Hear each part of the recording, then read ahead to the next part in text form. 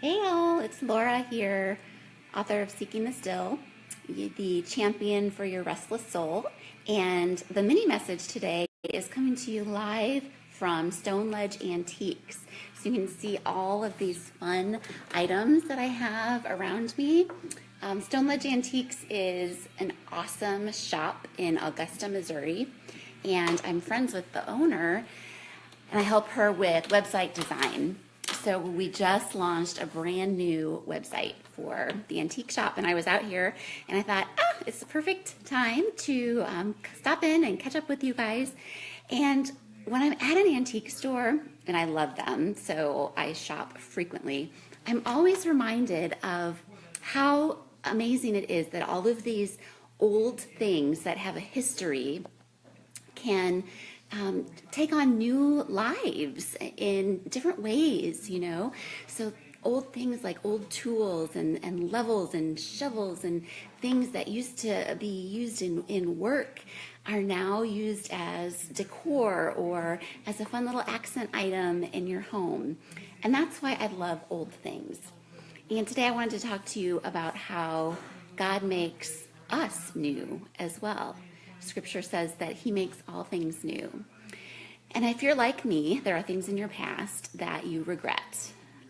Silly things you've done, you know, immature things, hurt relationships, struggles that you've dealt with, shame. And those are heavy topics. And a lot of times we're quick and easy to forgive others for things that they have done, but it's a lot more difficult for us to forgive ourselves. But we have the comfort of Scripture and what God says, that he makes all things new. So I just wanted to share some practical tips for ways that I've worked through some of that in my own life, especially in high school and college. You can go to the blog and read some of the things that there wasn't social media back then. But, you know, I had to work through a lot of that in counseling because as now a mom, I'm talking to my girls and some of that stuff is coming out and they're asking questions and I don't want to lie to them. You know, I've had to be very vulnerable with other people and with myself. And so one thing that really helped me was to write everything out that I was struggling with.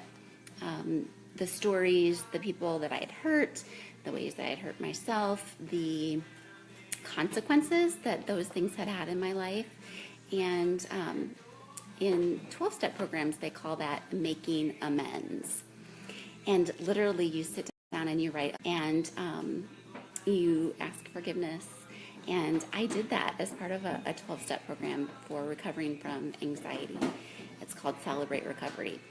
And it's powerful because you're forced to have those conversations and really, maybe for the first time, own up and be honest about some of the things that have happened in your life.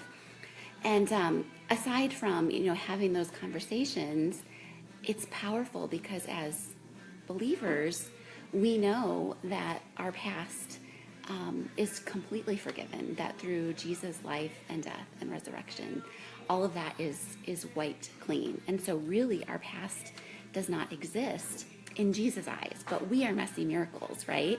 And so we have the memory and we still feel the consequences of our past regrets. So it's tricky. It's tricky to really believe and accept our forgiveness and then also forgive ourselves. So tip number one is to go back and write about, you know, some of your past regrets and write down the impact that those actions had, the consequences on other people. Consider sharing with them and just being open and saying, look, I'm trying to work through some of this and I'm sorry that these particular actions impacted you. It's so healing and freeing to do that. And then forgive yourself. And this is like an ongoing process. But one of the things that I do, or I have done, I'm going to show you this beautiful mirror here. So I'm standing in front of this mirror, and let me just quickly give you a view around the store again. This place has multi-levels and all kinds of sections, all kinds of old books, which I absolutely love.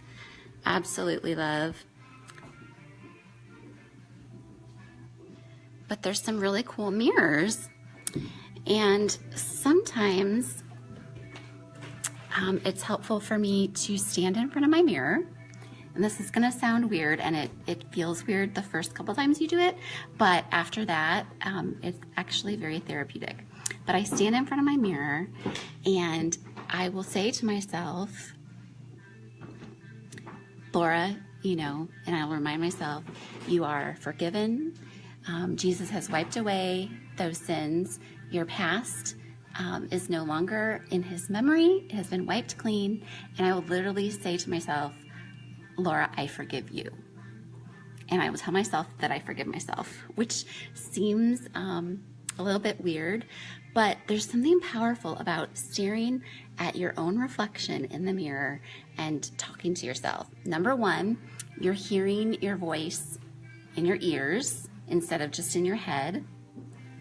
And number two, you're seeing yourself. And so it's like, I don't know, it just has more of an impact. So if you, let me turn this back around.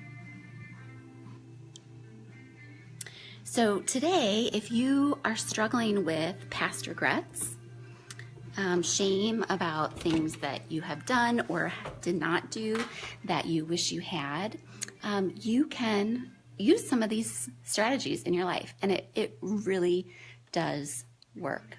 Because here's the thing, we have been forgiven, our past is wiped away, but we're messy miracles, right? At the very same time that we know our past is wiped away, things keep happening that bring it back to us and put it right back in front of our face. And so it's really important for you guys to just cling to that truth that the cross did take it all away. It did. And even as messy human beings, we are made new. Each and every day, his mercies are new every morning. Scripture tells us every morning. Just like all of these items in this awesome antique shop where I'm doing this Facebook Live, these items have a past and a history, and yet they're being given the opportunity now to find new homes and to have a new life. And that is the truth for us each and every day, not even each and every day, but each and every moment, each and every minute of our lives. We get a new chance. We have forever tries. So don't give up. If there's something that's weighing on you right now that you're struggling to release, send me a message. If you just need a vulnerable person to talk to and share with, I'd love to be that person for you. I'm also getting ready to release the Seeking the Still Manifesto, which is like this exciting claim about what I believe in, what Seeking the Still is, and how you can claim Seeking the Still for yourself. So be on the watch for that. If you're not a subscriber, you can sign up at seekingthestill.com to get that right in your inbox as soon as it's released. But if this message resonated for you, consider sharing it with somebody who you know is struggling with the same topic, because we were not made to go through life alone. And that's the whole reason that Seeking the Still exists, is to remind you that there is hope and you are not alone. And we can do this life together, okay? We can do it together in surrender to our hero, Jesus Christ. So thanks for joining me today from Stone Ledge Antiques in Augusta, Missouri. I will link the website below in the comments.